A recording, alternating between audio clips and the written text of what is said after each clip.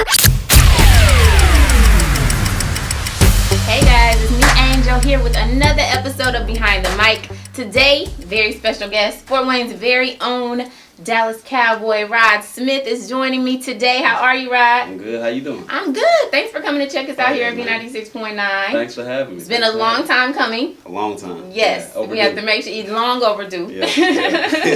But so excited. So today you're receiving an award today on behalf of the Your Wilson Center, great community center here in Fort Wayne, and you are speaking at their Courageous Luncheon as the keynote. Yeah. Tell me about how important community involvement is for you since you've now become an NFL superstar. I would say superstar, but no, now that I'm in the stage that I'm at now, it's I feel like it's kind of like a responsibility you have to take.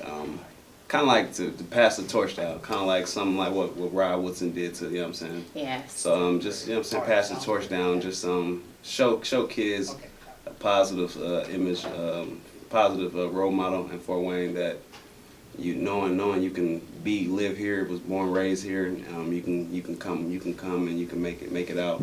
Right. It's a beautiful thing.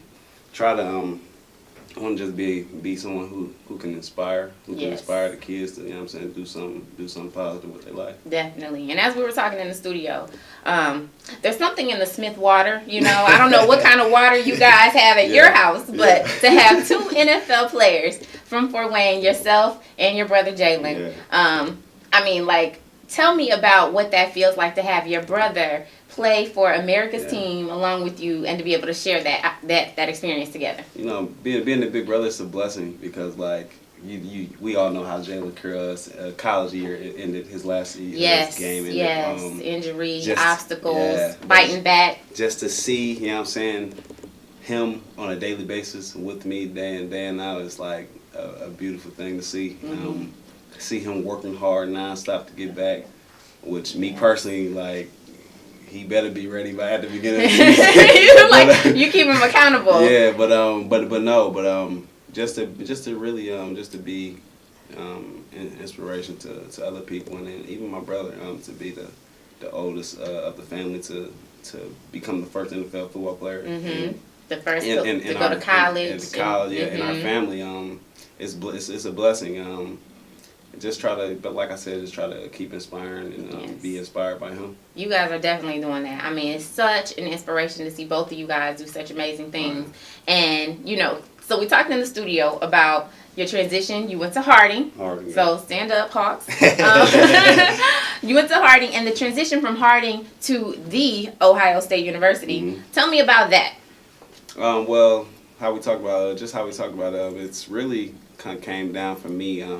Being able to adapt to a new environment, being on the south side, you have to, and then leaving to Ohio State, you have to adapt to all different cultures everywhere. Just everyone's from this part of the world, everywhere. So it's just really just coming to grips and then understanding that these are people, and you just really just have to basically just learn how to cooperate and learn how to adapt with different people. Yeah. Now, from a skill set perspective, coming from high school to playing college football, then coming from college at the Ohio State University to playing in the NFL, what was the biggest transition that you had to make? Really, the speed, and then knowing that all of the top players in the NFL now they're all from small schools. So it's that's surprising because most people lean toward the bigger schools. A lot of people lean towards especially now, a lot of people lean towards the bigger schools. But everybody when I say the NFL finds talent everywhere, they ain't lying. They find them D3, D2. Really? They find them everywhere. Some of the best players in the NFL right now are from D2, D3 schools. Wow. Yeah. So don't be deceived by don't be deceived. Don't get me wrong. I mean, the big school is there. You know what I'm saying? Take it, but basically, ultimately, do what's what's a better fit for you. Right. Yeah. Right. That's cool. So, in addition to being in the NFL, what are some of the other things that you're passionate about? What I'm passionate about? Well, I love music. I love music. I don't want to get into That's why you were asking about my board. Yeah, You're like how I said it. He was intrigued by the board yeah. in the studio, like how everything is running. Yeah, So I like the DJ and stuff. Yeah. I got a teammate that's a DJ, and he been showing me some things. Okay. But, like that. I like fashion. Nice. I like fashion. Me too. What else I like?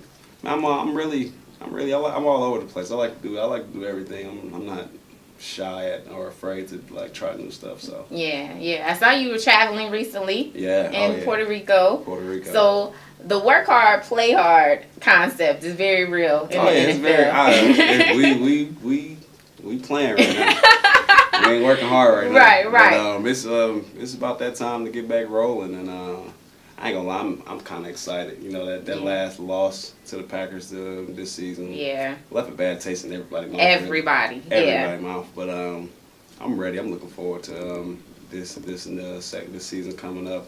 Me playing with Jalen finally on the same field. Oh my goodness! It's gonna be a wonderful feeling. Oh yeah, they moving me back to running back too. So, nice, because you were at fullback for a hot second. Yeah, so now I'm back home. Nice, in your comfort zone a little bit more. Yeah. Tell me about that when you had the opportunity to come in at running back, and then they switched you to fullback. Which had you played fullback before, or what was that experience I did like? some in college. I did some league blocking type of plays, but never like the fullback's position. Right. But being an athlete, you know what I'm saying? Like I'm an athlete, so like I pretty much can do just about anything. Right.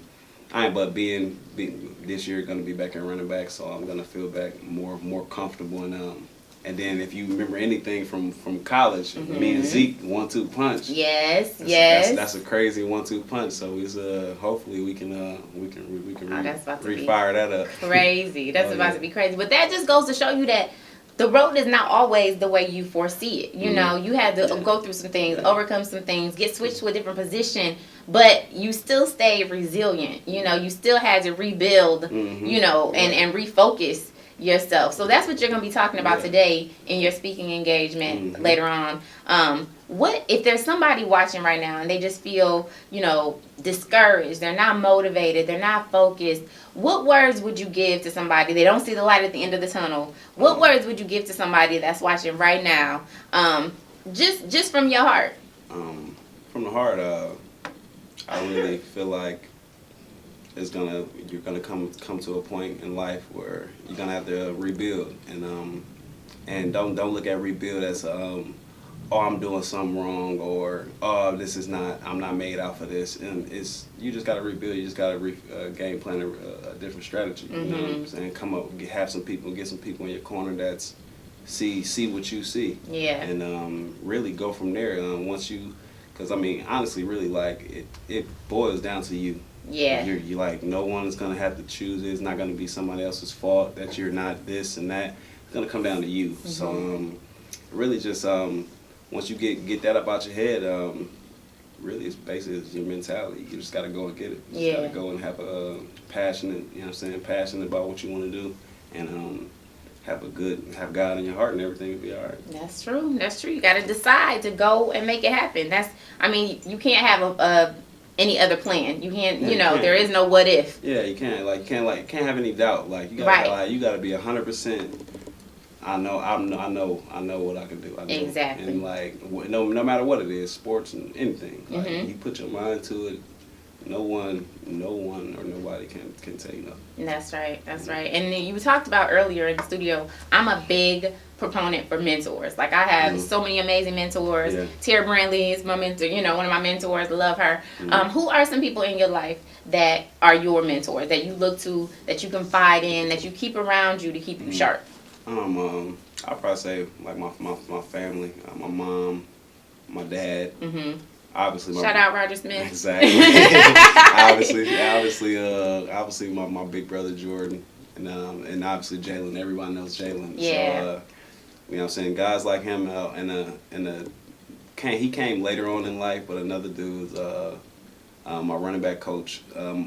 What's his name? Stan Drayton. Stan Drayton was one of the dudes that helped me out like in college. Nice. And then Michael Lito. Michael Lito, he's always been there for Mike me. Lito, CEO Yeah. at AWP. Yeah, that's Lucius Lito. Yes, That's yes. my man. But that's those are some of the guys that I really look up to. Awesome. So it's important to keep the right people around you that are going to keep you encouraged, Oh, keep you on the right track, and then work hard and trust and believe in yourself and trust that God, everything's going to work out. Even if there's a detour in the road, to continue to, trust and believe that it'll happen if you keep working hard. Like I said before, God ain't going to put you in no situation that he know you're not strong enough to handle. That's true. That is so true. Always keep that in your mind. Yeah. Well, thank you so much, Rod, for coming to hang out with me today. Such an amazing encounter to just have great conversation with you. And that's what I love. I love to just be transparent and take my listeners behind the mic to talk to the people that come into my studio to talk with me. So thank you again so much for coming by. We have an open door policy at B96.9. Anytime you have something coming up, speaking engagements, camps, clinics, whatever, you know your family here at B96.9 will always hold you down. So thank you so much. Another episode of Behind the Mic. Stay tuned for more with B96.9.